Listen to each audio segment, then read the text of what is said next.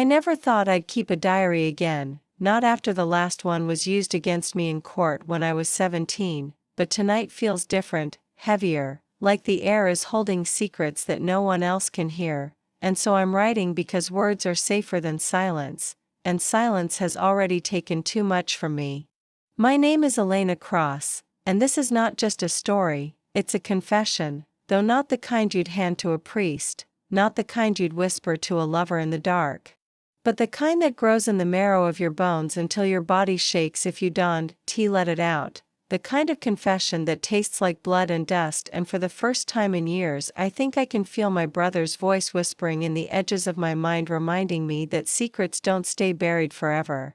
I learned that lesson when I was 12 and overheard my father threatening a man in our kitchen, when I was 15 and caught my mother burning letters in the sink, and most of all, when I was 22, standing outside a hospital room that reeked of bleach, realizing the police officer walking away had just told me they'd never find the man who left my brother broken in an alley.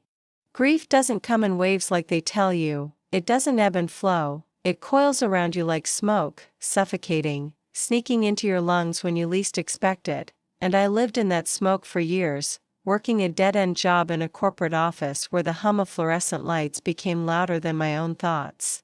Every day I'd stare at the reflection of myself in glass doors and think, "You're wasting time, Elena," but time was the only currency I had left, and I spent it counting exits, watching shadows, memorizing routines not of mine but of the people around me. Because I knew one day I'd see him, the man who took everything from me, the man whose name was scrubbed from records and whose face the police pretended had never existed. I knew men like him don't disappear, they just find better suits, cleaner shoes, and higher floors to look down from. And I was right. I first saw him again at a corporate gala, of all places, the kind of event where everyone laughs too loudly and the champagne is more expensive than my rent, and there he was, a ghost dressed in silk and arrogance, shaking hands with executives who would never know that the man they were praising had once left my brother bleeding in the gutter. My heart didn't race the way I thought it would, instead it slowed steady like it was waiting for orders. And in that moment I understood something terrifying about myself. I wasn't afraid of him anymore, I was preparing for him. I left that night with a smile no one questioned, but when I got home I tore apart my apartment searching for the box I swore I'd burned years ago, the one filled with photos, maps, old clippings, all the pieces of a puzzle I had been too weak to finish before. I laid them out on my floor, and it felt less like planning and more like remembering who I had always been meant to be. Revenge doesn't arrive in a storm of fire the way stories make you believe. It arrives in whispers, in small deliberate steps, like learning his schedule, knowing which elevator he prefers when he leaves his office, who he calls before dinner. I became a shadow in my own city, blending into subway crowds, fading behind coffee shop windows, and every note I took felt like stitching skin over an old wound, painful but necessary. My coworkers began to notice the change in me. The way I stayed late, the way I stared too long at nothing, and one of them even joked, "Elena, it's like you're in a spy movie," and I laughed with them, but inside I thought, if only you knew. What I didn't tell them was that I wasn't planning a murder in the traditional sense. No, I was planning something quieter, something colder, something that would unravel him from the inside until he wished he were dead. The first message I left was simple. An unmarked envelope on his desk with nothing inside but a photograph of my brother at 17, smiling the way he used to before the world became cruel. I imagined his face when he opened it, the confusion giving way to memory, and then to dread, because I knew he remembered that night even if the law pretended it had been erased. Days later I followed it with a phone call at 3 a.m. Just breathing, nothing else, and I knew it worked when I saw him in the lobby the next morning, eyes darting, shoulders tense, the confident predator beginning to sense he had become prey. I didn't need to touch him to break him, I only needed to remind him of the truth he buried. But obsession is a dangerous companion, and I learned quickly that if you stare too long at a ghost, it begins to stare back. One night, walking home, I noticed footsteps behind me, steady, deliberate, not the careless kind of a stranger. I turned corners, doubled back, and still they followed, until I spun around and saw nothing but empty streetlights flickering over cracked pavement. That's when I realized he had begun to notice me too, and the game was no longer one-sided. Fear returned then, sharp and unwelcome, but I swallowed it, because fear is a weapon, and I would not hand it back to him. I began recording everything, my thoughts, my plans, the way his secretary's hand trembled when she answered calls, the way he checked his watch too often, the new security cameras that appeared overnight. I wrote it all down in a journal that I hid inside a hollowed-out law book on my shelf, because if anyone found it, it would read like madness, but to me it was scripture, the gospel of revenge.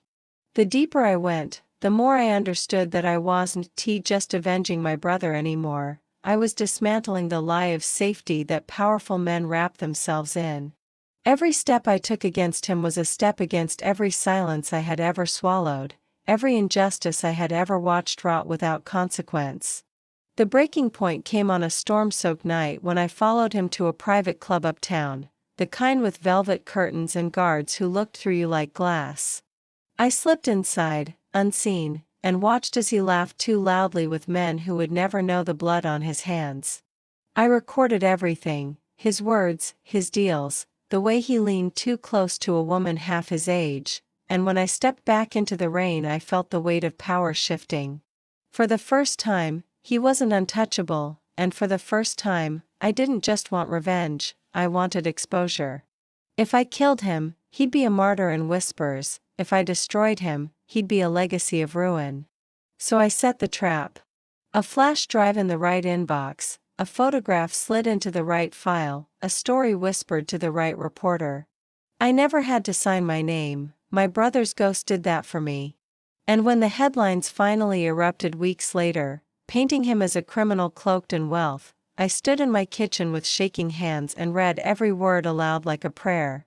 He hadn't been arrested yet, but his empire was burning, his allies fleeing, his name cursed where it was once praised. He would live to see himself collapse, and that was the truest punishment I could imagine. Still, victory tastes bitter when you're alone. I thought I would feel lighter, freer, but instead I felt the weight of silence again, pressing on me, whispering that my war wasn't finished, that shadows don't vanish, they only shift. I began to wonder if he had known I was there all along, if perhaps he wanted me to play this game, if by exposing him I had only become another pawn in a larger revenge I couldn't yet see. Because late at night when my phone buzzes with unknown numbers, when I find envelopes slid under my door, when I hear the echo of footsteps that aren't mine, I wonder if I truly destroyed him, or if I simply became him. And so I write this now, not for forgiveness, not for glory, but as a warning. Because revenge doesn't end with justice, it ends with inheritance, and I fear I've inherited the very darkness I tried to destroy. If you're listening to this, know that my story isn't over, that even now, as the ink dries, I can feel the next chapter waiting, watching, ready to pull me under.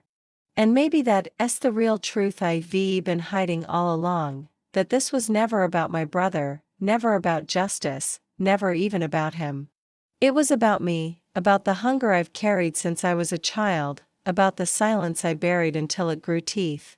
My name is Elena Cross, and this was supposed to be a confession, but perhaps it's just the beginning.